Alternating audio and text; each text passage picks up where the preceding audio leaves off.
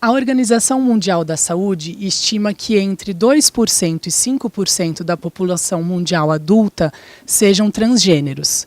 Transgêneros são aquelas pessoas que não se identificam com um gênero que lhes foi atribuído no momento do nascimento. Então, por exemplo, uma pessoa que nasceu com o corpo de homem, mas se percebe mulher. Ou o contrário, uma pessoa que nasceu no corpo de uma mulher, mas se percebe e se sente como homem. Infelizmente, nós sabemos que ainda existe muito preconceito contra todas as pessoas que se enquadram no grupo LGBT, o grupo no qual está incluído, né, o transgênero. E hoje, o Direto ao Ponto traz a entrevista com o Dr. Alexandre Sadé, o psiquiatra, que é coordenador do ambulatório transdisciplinar de identidade de gênero e orientação sexual do Hospital das Clínicas da USP.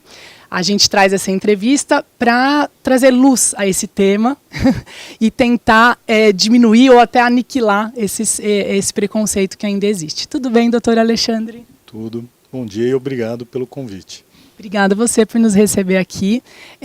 Esse tema ainda tem muita confusão em torno dele. Eu gostaria de começar a entrevista perguntando qual que é a diferença entre o conceito de identidade de gênero e o conceito de orientação sexual e também perguntar a diferença entre o conceito de homossexual e o conceito de transgênero. Então vamos lá. Nenhum dos dois conceitos, nem de identidade de gênero, nem de orientação sexual, é uma escolha, é uma opção do indivíduo. É algo que tem uma base biológica, nasce com ele e isso vai se estruturando ao longo da sua vida. Conforme a pessoa vai amadurecendo, vai adquirindo a sua personalidade, quem ela é na realidade. Identidade de gênero guarda relação com a noção que toda pessoa tem de ser homem ou mulher, ou alguma coisa entre homem e mulher. Sim. Tá? Quando você pergunta para alguém, você é homem ou mulher? A pessoa fala homem, mulher, ou travesti, ou transexual. Como é que você sabe? Não tem uma resposta. Né? Se eu te perguntar, você vai dizer que é uma mulher, né? Estou inferindo, e como é que você sabe que você é uma mulher? É uma noção muito particular. Isso tem uma base biológica e isso vai estar definido por volta dos 3, 4 anos de idade, quando a nossa consciência está formada, a nossa consciência do eu e a nossa identidade de gênero, ela adquire uma conformação, que é quando a gente recebe as primeiras crianças, entre 3, 4 anos de idade. Orientação sexual diz respeito à questão de quem eu escolho para parceria, se é algum igual ao meu fisicamente, biologicamente. Se eu sou homem, escolho um homem, sou homossexual. Se eu sou mulher, escolho uma mulher, sou lésbica. Se eu sou homem ou mulher, escolho homens e mulheres, eu sou bissexual. Ou não escolho ninguém, sou assexual. Ou se eu escolho pessoas, eu sou pansexual. Isso tem a ver com orientação sexual, não com a identidade de gênero. Tanto que existem pessoas que nascem biologicamente, por exemplo, ou machos ou fêmeas, e se percebem homens ou mulheres e podem ser homossexuais. Então serão transexuais ou homossexuais. Então uma coisa é muito diferente da outra, são dois fenômenos distintos. Inclusive, até eu li uma entrevista sua que eu achei que você falou uma frase muito legal, que é a questão de gênero não tem dois polos, né? Ela tem muitas gradações aí no meio. E pesquisando hoje para fazer essa entrevista, eu li sobre a pesquisa que o Dr. Alfred Kinsey fez, né, na década de 40 e 50, que tem até o filme incrível, acho que muitas pessoas assistiram, que é com o Liam Neeson, né, e é muito legal. Foi uma das primeiras pesquisas sobre comportamento sexual, né, que foram feitas assim em grande escala, eu acredito. E para essa pesquisa, ele até definiu uma escala onde a pessoa se autoclassificava que incluía 7 pontos, né, que ia do 0 ao 6, onde o 0 era completamente heterossexual e o 6 era o completamente homossexual. E você vê, essa pesquisa escolheu uma escala de 7 pontos, mas de repente pode haver muito mais pontos aí nessa escala, né? Pensando em orientação sexual, sim. Em identidade de gênero, você também tem uma ampla gama de possibilidades aí. A grande questão é a gente poder lidar com essas questões. Apesar de ter uma base biológica, eu sou, né, tenho minha formação biomédica, sou médico, a questão da inserção, a questão da cultura, do social, ela tem um peso importante na inserção dessas pessoas, na aceitação dessa variabilidade. A maior parte da população é cisgênera, como os movimentos sociais falam. Você é congruente entre a tua identidade de gênero e teu corpo. Uma pequena parcela é transgênero, né? É um número importante, mas é uma pequena parcela da população mundial. A maioria é cisgênero. Então, assim, é natural a gente lidar com as pessoas como se fosse homem e mulher, mas a gente precisa aprender que não necessariamente vai ser isso que a gente imagina. Doutor Alexandre, vocês fundaram o ambulatório em 2010, foi isso? Isso. Eu já trabalho com a população transexual, especialmente adulta, desde 90 e pouco, antes da primeira resolução do Conselho Federal de Medicina, que foi em 97, sempre com a população adulta. Em 2010, o Antigos foi fundado. Em 2010 chegaram os primeiros adolescentes, em 2011 a primeira criança, e em 2015 a gente fechou a triagem para a população adulta. A gente não está recebendo mais adultos trans. A gente recebe só crianças e adolescentes, e a ideia é acompanhá-los ao longo da vida. Legal, era exatamente essa a minha pergunta. Por que essa escolha que foi feita em 2015 de só receber as crianças e os adolescentes? Qual o motivo? Porque desde que eu trabalho com a população transexual adulta, os transexuais adultos falam que tudo começou na infância. E durante 20 e poucos anos, nunca tinha visto uma criança nem um adolescente trans buscar qualquer recurso de saúde. Até 2010, final de 2010, quando chegaram os primeiros adolescentes, e 2011, quando a primeira família busca por conta do filho.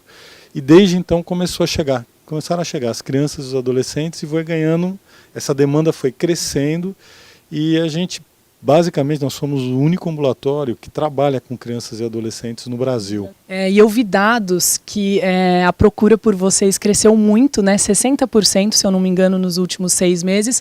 Acredito até porque estão saindo muitas reportagens, muitas matérias sobre o tema, então às vezes pessoas que nem imaginavam que poderiam buscar essa ajuda, começam a buscar essa ajuda, e eu sei que vem gente do Brasil inteiro.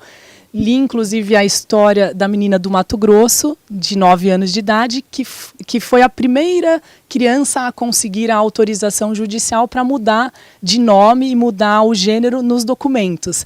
E inclusive ela é sua paciente, né? Então, eu gostaria de saber como que são selecionados as crianças e os adolescentes que podem ser atendidos por vocês, como que é feita essa seleção? Então, a gente usa muito o e-mail. As pessoas escrevem para o ambulatório, a secretária vai recolhendo os dados, data de nascimento, as histórias não. Data de nascimento, nome dos pais, o documento, o meio de contato, e tem uma lista que ela vai montando. E a gente vai abrindo as triagens. Eu faço todas as triagens do ambulatório, faço questão de fazer, conhecer todos os pacientes. Então, assim, tem uma gradação, é um número restrito de triagens que eu estabeleço por mês, porque senão a gente perde a qualidade do acompanhamento frente à demanda. Mas é enorme o número de crianças, de famílias, né, que na realidade a criança não busca o ambulatório, é a família que busca. Então, assim, muitas famílias têm buscado, muitos adolescentes têm buscado, porque acaba sendo uma forma de falar sobre o assunto.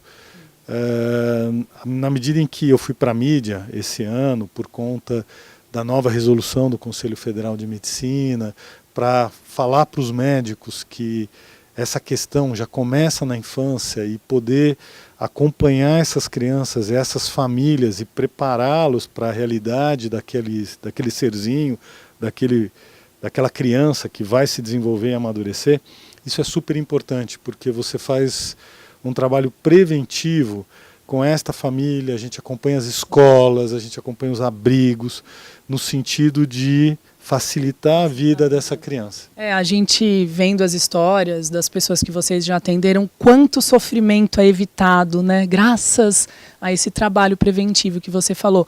E o que eu me interesso em saber também essas crianças e adolescentes que chegam, muitas vezes também são somente homossexuais, não tem a questão da transgeneridade, poderia ser? Não tem a questão da transgeneridade. Eu gostaria que você citasse uma história em que fica claro desde o primeiro momento em que aquela pessoa vai ser atendida por você, porque é sem dúvida um transgênero, e uma história em que foi muito mais a longo prazo que vocês fizeram a descoberta, que acredito que aconteça muito isso, né? Essa é uma preocupação muito grande que eu tenho de não diagnosticar coisas que não são para serem diagnosticadas. Né? De olhar para aquela criança, para aquela família e entender o que está acontecendo com a criança. Quanto menor é a criança, mais difusa é a questão. Ou seja, a criança de 3, 4 até uns 6 anos de idade vive num universo de fantasia. E o universo feminino é muito mais chamativo do que o universo masculino. Mais sedutor, vamos dizer. Tem cor, tem brilho, tem textura, tem tudo muito mais chamativo do que o universo masculino, que é muito mais frio, duro, marrom, cinza, preto, branco. Então, assim, para algumas crianças, isso funciona como uma atração. A maior parte das crianças que chega no ambulatório para triagem, não dá para você dizer que ela vai ser uma transgênera. Ela tem uma questão de gênero e que você vai acompanhar. Pelo que a gente tem visto, a grande maioria vai se tornar homossexual. Porque é muito mais comum a homossexualidade do que a questão transgênera no mundo como um todo. Mas tem algumas crianças que têm o que a gente chama de disforia de gênero na infância, que tem um sofrimento muito grande por ser tratada, por ser tratada naquele gênero que o sexo biológico determinou, vamos dizer assim, e que tem um sofrimento muito intenso, muito mesmo. E altera toda a funcionalidade daquela criança, as relações familiares e na escola. E essas crianças a gente vai acompanhando e vai vendo que isso permanece. Diferente de uma criança que tem aquele deslumbramento com a coisa feminina ou masculina e que depois amoita, some, fica um pouco mais discreto e na puberdade não tem problema em ser um menino ou uma menina que gosta de meninos ou meninas do mesmo sexo. Agora, essas outras crianças não, tem uma vivência muito mais intensa, muito mais sofrida. Essas a gente acompanha e vai vendo ao longo do desenvolvimento infantil se isso muda ou não muda, até a chegada da puberdade, porque daí é um momento importante que é o da mudança corporal.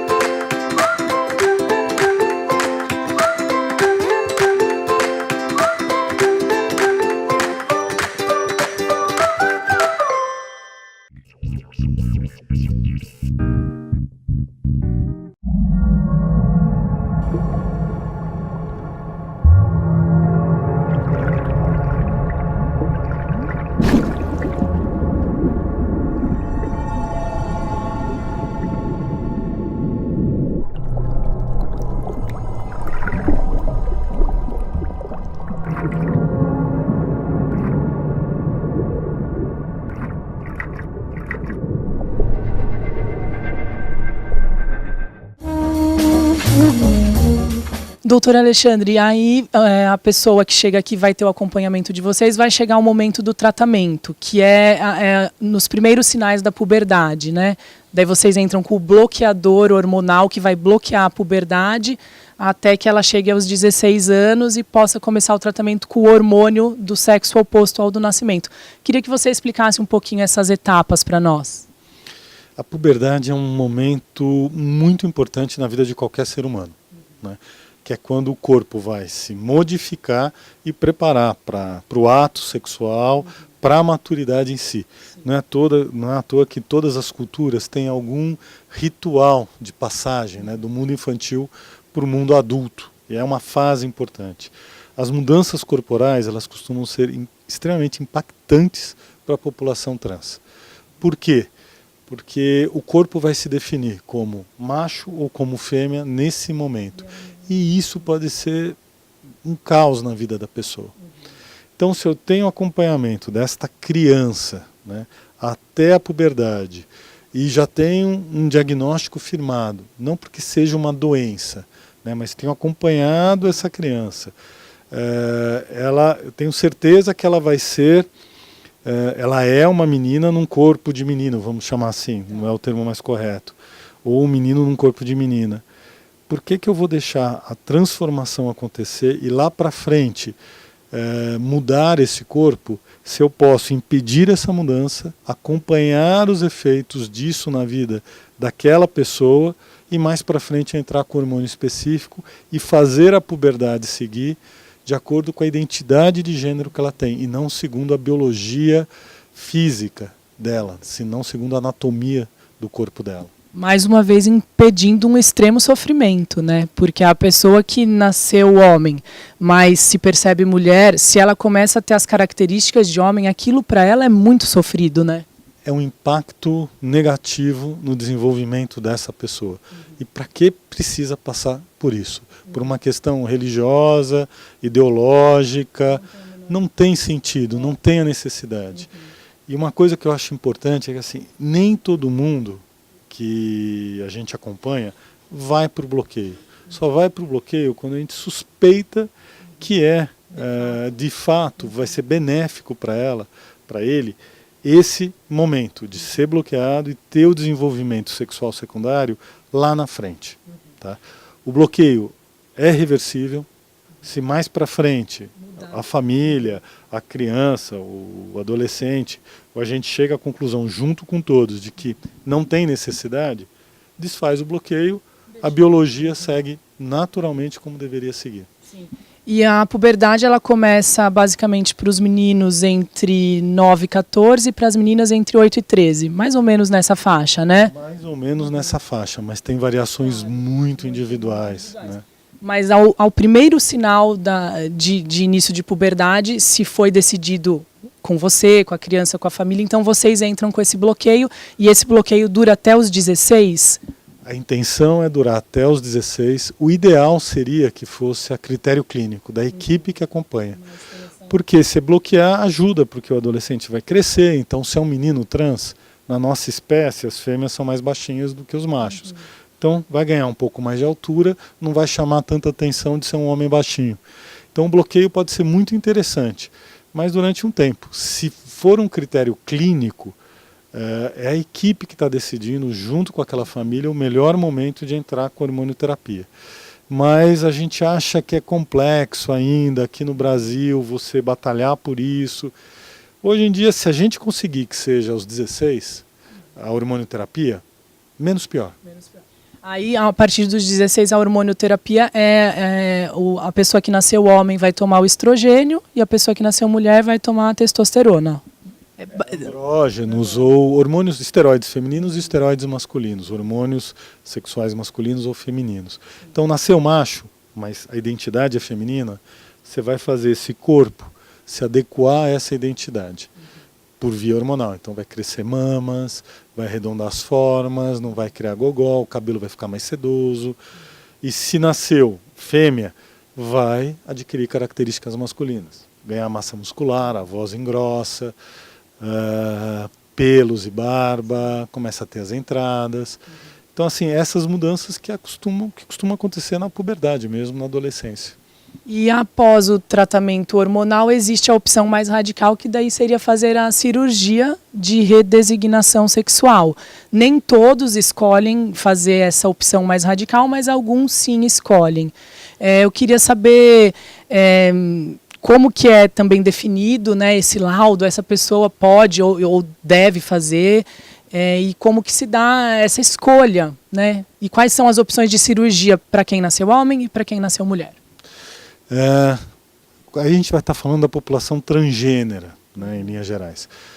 Para a população transexual, a cirurgia é uma questão fundamental e importante. Então, assim, as mulheres transexuais, elas vão para a cirurgia de redesignação sexual. Os homens transexuais também vão. É que a população, né, as pessoas costumam pensar na cirurgia de redesignação sexual só a cirurgia genital.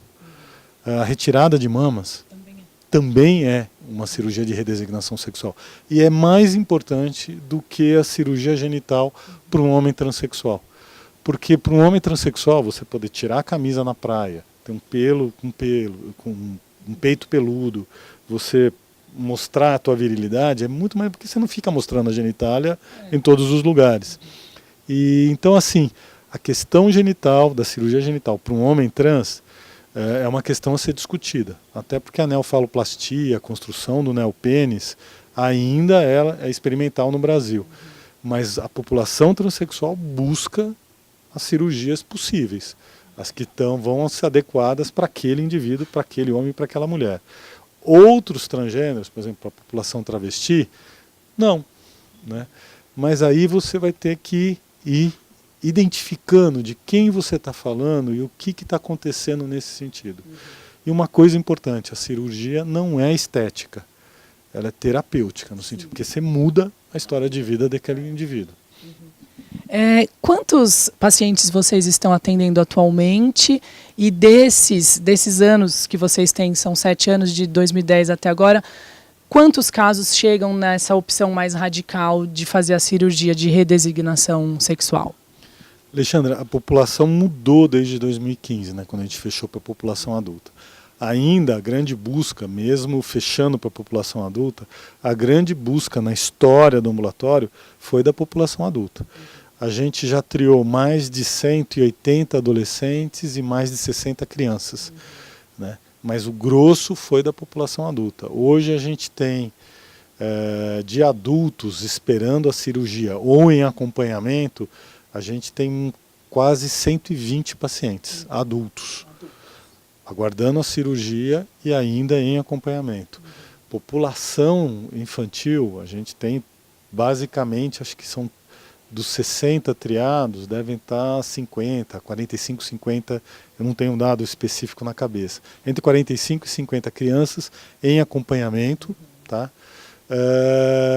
4 estão em bloqueio e a gente está aguardando outras 4 entrarem em puberdade para poderem ser bloqueadas.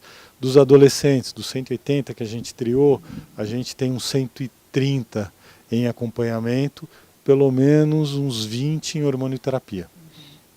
E para finalizar, com a sua expertise, você pretende futuramente treinar profissionais para abrirem outros ambulatórios como esse? Porque a gente percebe, como você mesmo falou, é o único, né, do país que tem esse trabalho e tem uma demanda grande, né?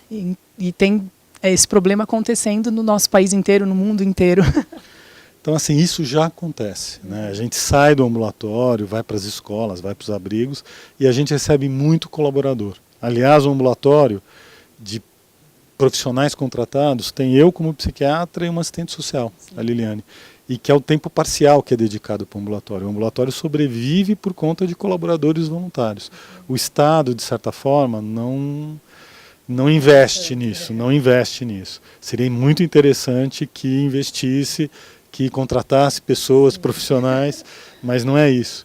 E sair de uma reunião com o pessoal que veio via Ministério da Saúde, que vão ser montados 2 ambulatórios em outros estados, estava conversando com eles como é que é a história.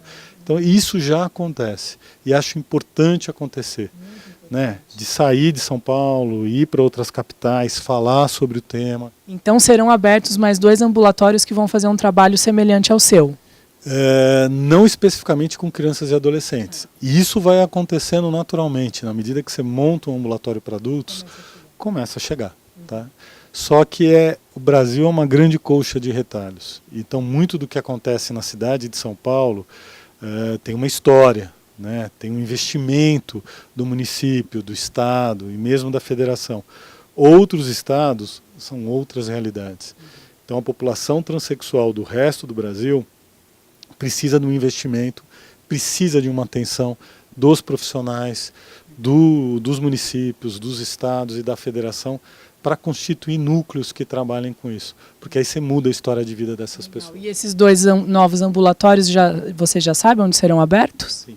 Um em Brasília e um em Mato Grosso do Sul, em Campo Grande. Assim a gente termina a nossa conversa com uma ótima notícia, né? Sem dúvida. Sim. Muito obrigada, foi um imenso prazer conversar com você. Eu que agradeço o interesse pelo tema. Obrigado.